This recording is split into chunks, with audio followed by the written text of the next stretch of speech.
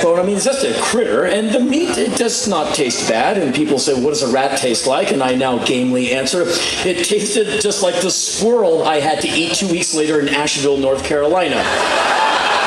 Nat Geo. Anyway, and so me and these Arula men are eating our rats, and they take the intestines and throw them, but they eat everything else, and they're whipping ass on the rat carcasses, like really in there, and I'm kind of picking away, and finally it's all over. About 3 minutes later, the rat eating orgy is done, and we're sitting there in the now dying light with like rat grease all over our faces, rat goo on our hands, and ash and guts everywhere.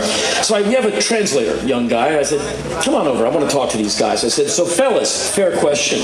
Why do you eat rats? And they said, basically, it's available food. I mean, our fathers ate them.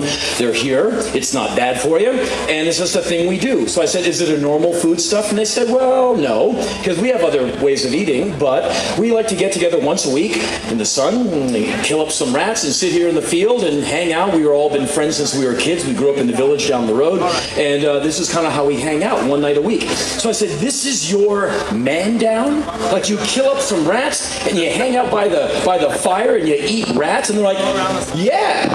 So I said, and you allowed me to be part of your Arula man down ritual? And they went, yeah. And I said, well, damn, thank you for allowing me to bond with you Arula style. And we might not have Paris, but we'll always have these rats. And that was translated to these guys, and they're like, right, weirdo. And they all shook my hand. And this is one of the reasons I travel very far and very wide, to have these moments, hanging out with a bunch of men in the field, shoving burning rat meat into my mouth. And after that, we went back to the airport, and I'm not in any way at all trying to put down India. I would never do it. But India is a wacky, kooky, crazy country at times. Like 80 gajillion people, like one traffic light. It's at times